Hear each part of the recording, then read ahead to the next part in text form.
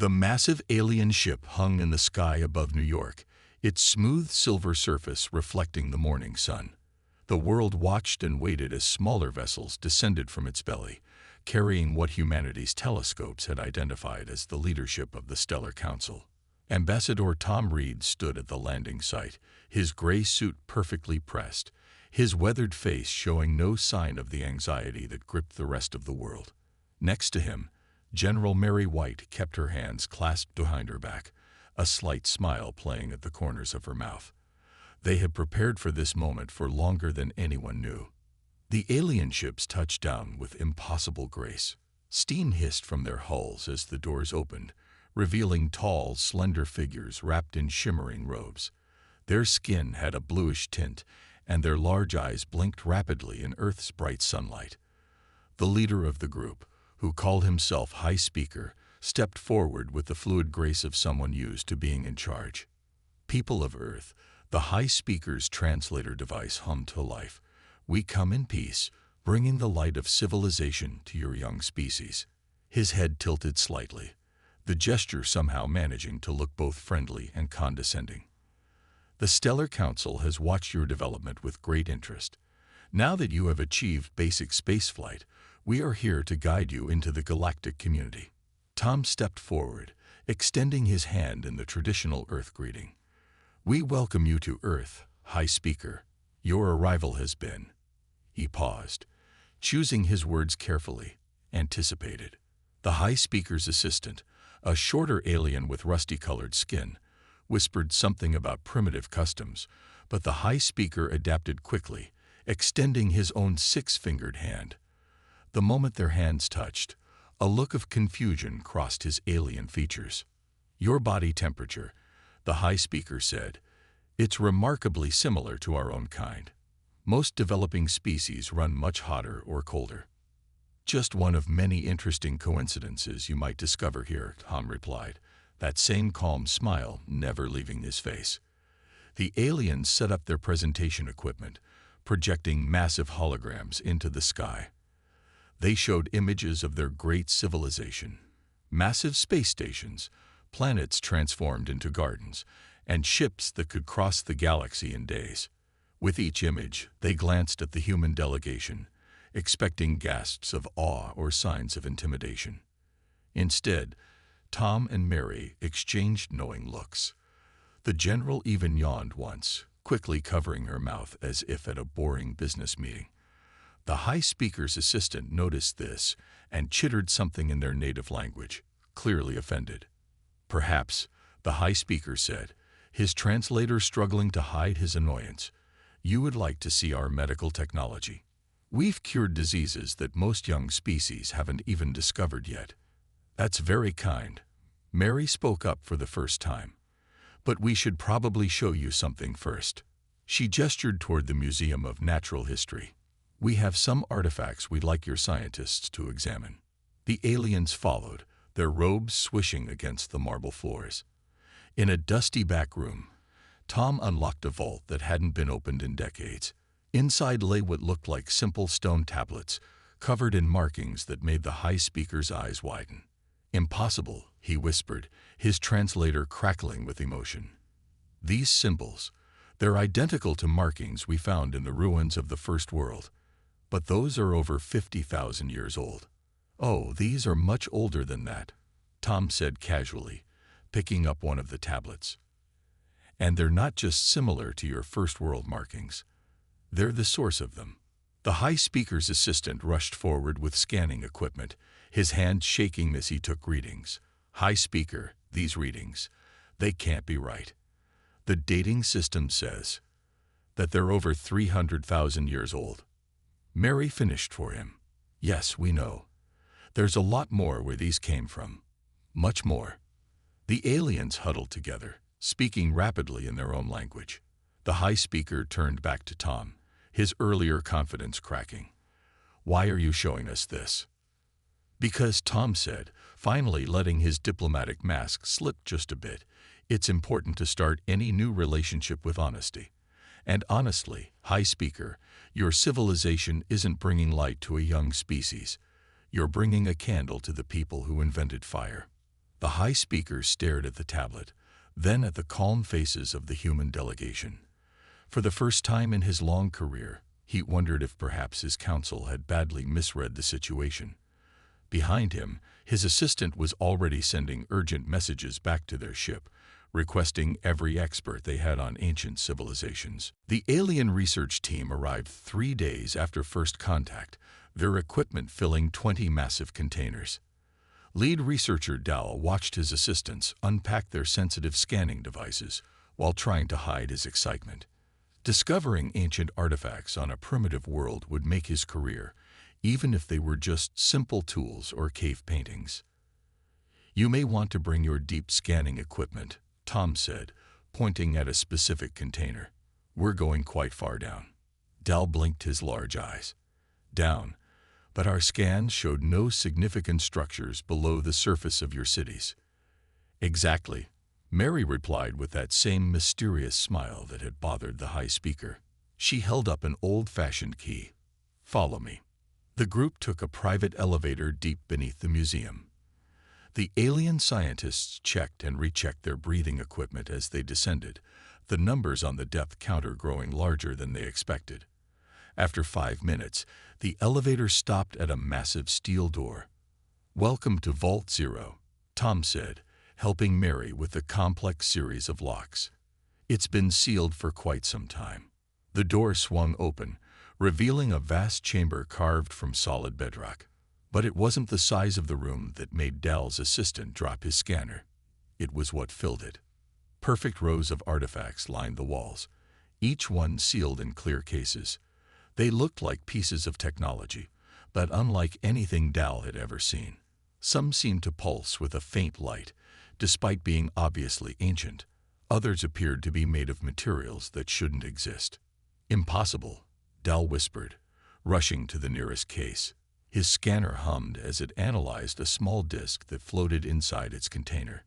"This metal, it matches fragments we found in the core of dying stars." "But that would mean that we knew how to harvest materials from stellar cores," Mary finished. "Yes, we did. A long time ago." Another scientist called out from across the room, her voice shaking.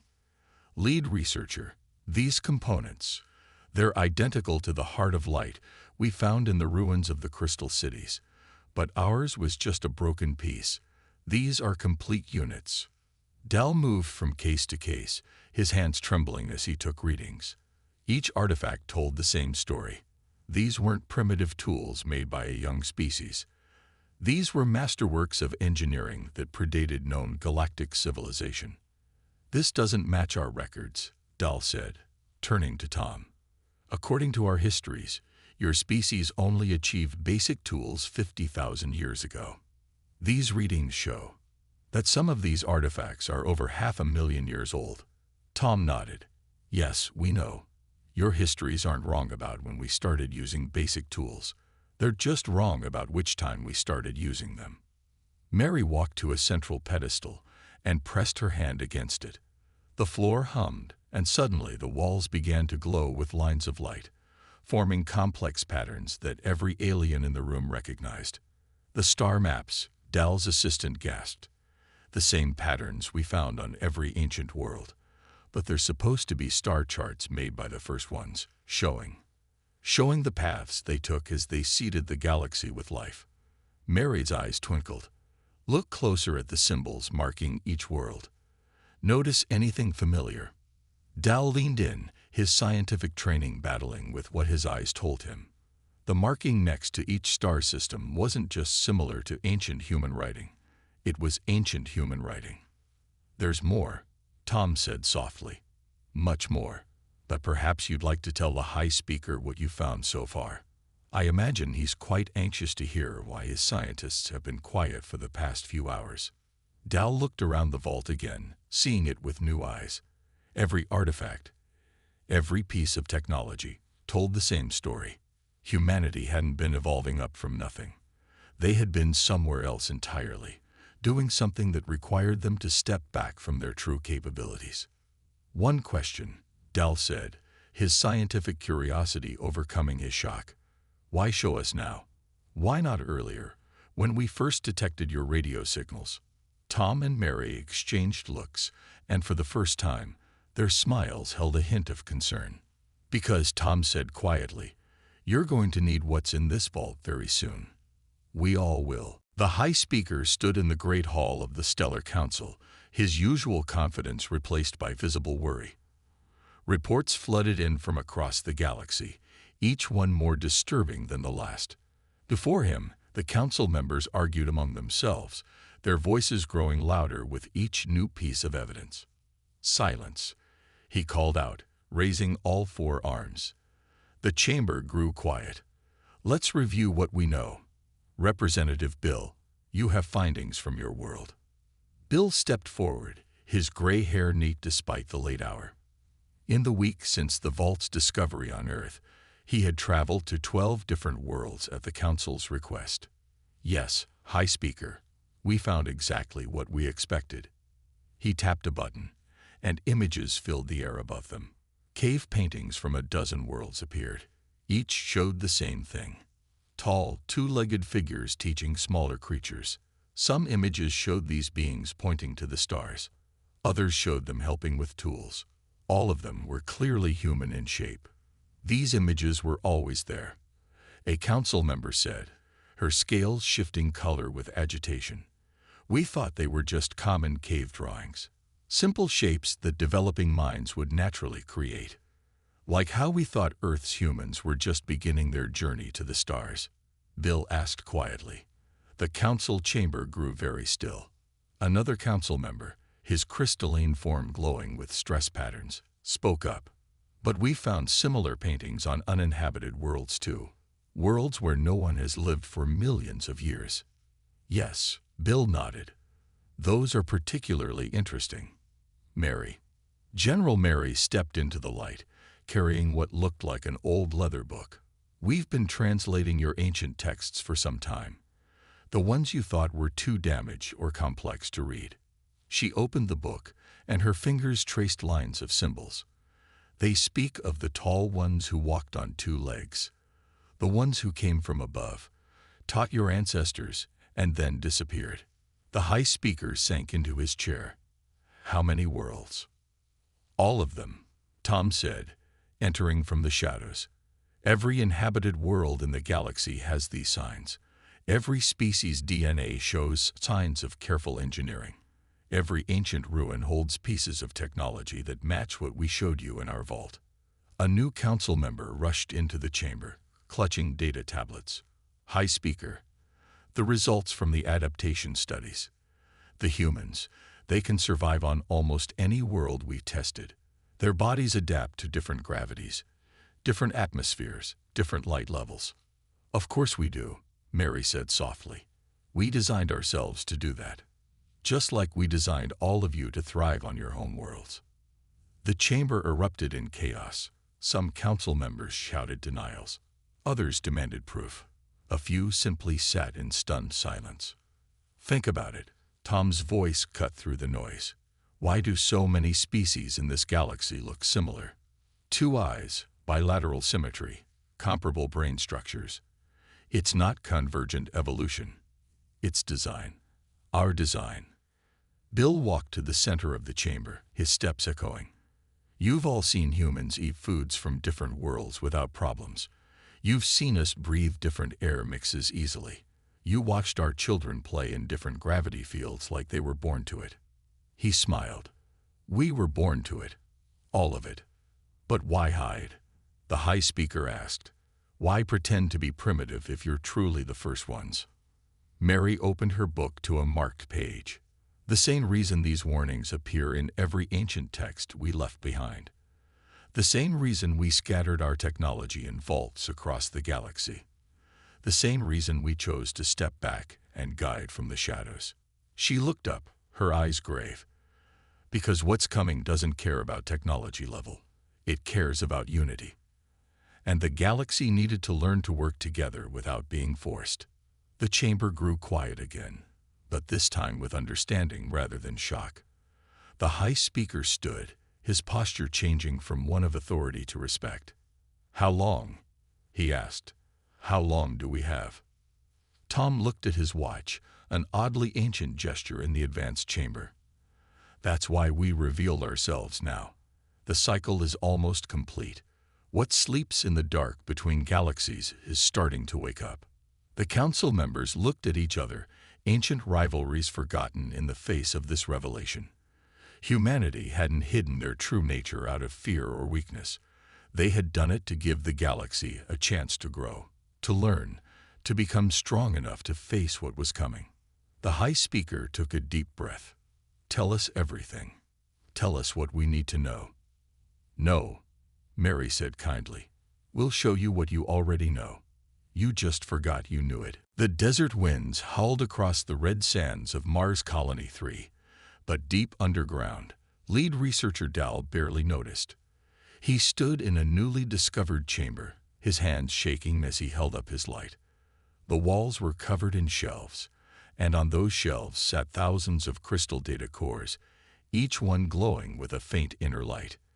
It's not just a library, he whispered to the human and alien team behind him. It's TAE Library, the one mentioned in every ancient text. Tom walked forward, running his hand along the crystal cores. We left copies on many worlds. Most were destroyed by time or disaster. This one survived because Mars died slowly, giving us time to protect it properly. The alien scientists rushed to set up their translation equipment. They had gotten better at reading the ancient human scripts, but these crystals were different. They held not just text, but living memories encoded in light. Ready for the first playback, one of the alien techs announced. She carefully placed a crystal into their reader. The air shimmered, and suddenly, the chamber filled with stars. A voice spoke, deep and clear.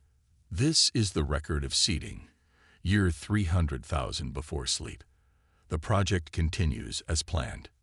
50 new worlds prepared this cycle. Gene patterns holding stable. Local species developing along guided paths. The star map zoomed in on various planets, showing images that made the alien scientists gasp. Humans in advanced environmental suits, walking on primitive worlds, carefully releasing engineered bacteria, planting the seeds of what would become today's civilizations. Another, Dal demanded, his scientific caution forgotten in his excitement. They placed a different crystal in the reader. This time, they saw a vast space station. Human scientists worked at control panels. The medical bay of the Stellar Council's main research station hummed with activity. Screens covered every wall, each showing strings of genetic code from different species across the galaxy. In the center of the room, Dr. Ann stood calmly while alien scientists rushed around her, their excitement growing with each new test result. It's in everything, the lead genetic researcher said, her crystal body flickering with bright patterns of amazement. Every species we tested, the base code, the framework, it's all human DNA modified for different environments. Ann nodded, watching as more results poured in. Of course it is. You don't create a garden by throwing random seeds. You plant it carefully, making sure everything works together.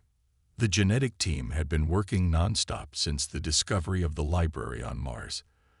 They'd collected DNA samples from thousands of species, both intelligent and non-intelligent. Every test told the same story. Humanity's genetic fingerprints were everywhere. But how? A young alien scientist asked, his scaled hands gesturing at the screens. How did you guide evolution across so many worlds at once? Anne walked to a blank wall and pressed her hand against it. A hidden panel slid open, revealing a small silver cube. With this, we called it the Genesis box. It's a complete genetic engineering laboratory, small enough to carry in one hand. The alien scientists gathered around, their instruments scanning the device. Inside, they could see machinery smaller than atoms, ready to reshape life itself. Watch, Anne said. She placed a drop of water on top of the cube. Tiny lights flickered inside, and suddenly the water was full of microscopic life, all built to her exact specifications. Impossible, one of the aliens whispered. This technology, it breaks every rule we know about genetics. No, Anne smiled. It breaks every rule you know. We wrote those rules, remember? All those limits you found in genetic engineering. They're safety protocols we built into your DNA, like training wheels on a bicycle. The lead researcher stepped back from her screens, her crystalline form pulsing with realization. The missing pieces in our own evolution. The jumps that never made sense. The common patterns across different worlds. All carefully planned and confirmed. Every world was an experiment. Every species a new way of thinking, a new way of solving problems. We needed as many different approaches as possible. A new alarm sounded. On the main screen, results from deep scan probes appeared. They showed layer after layer of genetic history, going back millions of years. But in every layer, in every fossil, the same pattern appeared, carefully engineered DNA. Here's what you've been missing, Anne said, pointing to a specific part of the code. This section here. It's not just random mutation. It's a key. Every species in the galaxy carries it, waiting to be activated. The alien scientists leaned in closer. The code seemed to shift and change as they watched, revealing new patterns, new possibilities. When the enemy comes, Anne continued, this code will let us all work together. Not just as allies, but as a single living system. Every species contributing its unique strengths, filling in each other's weaknesses. That's why you made us all so different, the lead researcher said slowly. Not just for variety, but because you needed each species to develop specific abilities. Anne walked around the room, touching screens, bringing up more genetic data. The crystal people's ability to process energy directly. The scaled one's natural armor. The gas brothers' control over atmospheric conditions. Every species was designed to play a specific part. And humans? A young scientist asked, what was your special ability? Anne smiled and gestured at all the screens. We're the connectors, the ones who can understand all the different parts and make them work together. It's why we can eat your food, breathe your air, survive on your worlds. We were made to be the bridge. The lead researcher's crystal body glowed with a new pattern, one that showed deep understanding. All this time, we thought we were teaching you about the galaxy. But you were really teaching us how to save it. No, Anne said kindly. We were teaching you how to save yourselves. The enemy can destroy technology, can break down machines and weapons, but it can't fight against life itself. Not when that life was designed from the very beginning to defeat it. She walked to the Genesis box and picked it up. Now, would you like to learn how to use this? After all, you're going to need it when we wake up the rest of our old friends. The doors of Earth's deepest vault swung open for the first time in 300,000 years. The high speaker stood with Tom and Mary, watching as lights flickered on, revealing row after row of sleeper pods stretching into the darkness. Each pod held a human in perfect suspended animation, their faces peaceful despite the centuries that had passed. How many? The high speaker asked, his voice barely a whisper. 1 billion, Tom replied. The best and brightest of the old civilization. Scientists, engineers, artists, teachers. The ones who could help rebuild once it was safe. He walked over to the nearest pod and wiped away centuries of dust, revealing the face of a sleeping woman. My great-great-grandmother, many times over. Alien scientists moved through the rows, their instruments recording everything. The technology that kept the sleepers alive was far beyond anything they had ever seen. Even after hundreds of thousands of years, every pod worked perfectly. But why? A young alien researcher asked. Why go to sleep when you were at the height of your power? Mary touched one of the pods gently. Because fighting wasn't working. The enemy fed on advanced civilizations. The more we fought with technology, the stronger it got. We needed a different approach. The high speaker watched as more lights came on, revealing more pods stretching for miles. So you hid your civilization and created new ones. But why didn't you just destroy all technology? Why keep these sleeping ones? Because someone had to remember, Tom said. Someone had to know how it all worked, how to put the pieces back together when the time came. The sleepers kept that knowledge safe. The rest of us. He gestured to himself and Mary. We stayed awake, living simple lives, guiding things from the shadows. A loud hum filled the vault as ancient machinery came to life. Screens lit up along the walls, showing status reports from similar vaults hidden on other worlds. Billions more sleepers, waiting in perfect silence beneath the surfaces of 100 planets. Earth wasn't our only home, Mary explained. We had spread across thousands of worlds before the enemy came. When we went to sleep, we made sure to scatter our people. No single attack could wipe us all out. The high speaker moved closer to the pods, studying the faces inside. These sleeping ones, they chose this. They chose to wait while a new galaxy grew around them. They volunteered, Tom said proudly. They knew it might take thousands of years. They knew they would wake to a completely different galaxy, but they also knew it was the only way. Suddenly, one of the alien scientists called out in excitement. She had found a room filled with old books, real paper books, carefully preserved. These are teaching materials, she said, flipping through the pages. Instructions for rebuilding civilization, but not like before. Better. Smarter. Yes, Mary smiled. We had time to think about our mistakes while we slept. Time to plan how to do things right when we woke up. The enemy expects us to fight with weapons and machines. It doesn't understand about working together, about combining the strengths of different peoples. The high speaker looked at the sleeping faces again, understanding growing in his eyes. All those primitive human settlements we found on different worlds. Those weren't failed colonies. They were guardians, watching over the sleepers. Tom nodded, living simple lives, pretending to be primitive, but always watching, always guiding, always preparing for this moment. A soft chime sounded through the vault. More screens lit up, showing similar scenes playing out in vaults across the galaxy. Alien scientists and leaders standing with awakened humans, all discovering the same truth. It's time, Mary said, walking to a central control panel. The enemy is waking up, but so are we. All of us together. She placed her hand on the panel, and it glowed with recognition.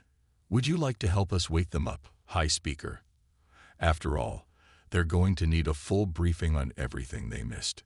The High Speaker stood straighter, honored by the request.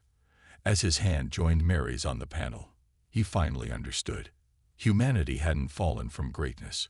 They had chosen to step back, to give the galaxy time to grow into something new, something that could face the darkness together. And now, after 300,000 years of patience, it was time for the teachers to return. 1 month after the Great Awakening, the grand meeting hall of the Stellar Council looked very different. Where once only alien representatives sat in careful order of importance, now humans from both the sleeping and watching groups mixed freely with representatives from every species. The hall hummed with conversation in 100 languages as ancient knowledge met new ideas. Tom stood at the main display, showing the latest deep space readings. The darkness between galaxies was stirring, just as the ancient warnings had predicted. But unlike the last time humanity faced this threat, they weren't alone. The enemy feeds on fear, he explained to the gathered representatives. It grows stronger when civilizations fight alone, when they turn to bigger weapons and more powerful machines. That's why traditional defense failed before. A crystal being raised her hand, her form glowing with excitement. But our latest tests show the genetic keys are working. When activated, different species can share abilities, work as one system. Exactly, Mary said, stepping forward. She touched a control, and the display showed a demonstration from that morning. A human, a crystal being, and a scaled one stood together. As the genetic keys activated, they began to glow with shared energy. The human skin took on the crystal's protective properties while keeping its flexibility. The scaled one gained the crystal's energy processing while maintaining its strength. Every species brings something unique, Tom continued. The gas breathers can control atmospheres. The deep dwellers understand gravity itself. The light weavers can bend reality. Apart, we're vulnerable. Together, he smiled as another display showed the combined abilities in action, powers working in ways the enemy could never predict. An elder from the awakened sleepers stood up. His voice was still rough from the long sleep, but his eyes were bright with purpose. We didn't just hide our technology when we went to sleep. We changed it, improved it, made it work with life instead of against it. He gestured, and hidden panels in the walls slid open. They revealed machines unlike anything the Council had seen before, technology that merged seamlessly with living tissue, that drew power from the very force of life itself. The enemy expects machines, the elder explained. It expects weapons and shields and desperate last stands. It doesn't understand about worlds working together, about life adapting and changing and growing stronger. A young alien scientist rushed in, clutching new readings. The genetic upgrades are spreading faster than we predicted. Whole ecosystems are awakening, responding to the call. Even the planets themselves seem to be coming alive. Mary nodded, unsurprised. That was always the plan. Not just intelligent species working together, but entire worlds. The plants, the animals, the bacteria in the soil. Everything was engineered to play a part. Life itself rising up against the darkness. A high speaker, who had watched silently until now, stood up. When we first came to Earth, we thought we were bringing civilization to a young species. We were so proud, so sure of ourselves. He looked around the room, meeting eyes and crystal faces and light patterns of all the gathered peoples.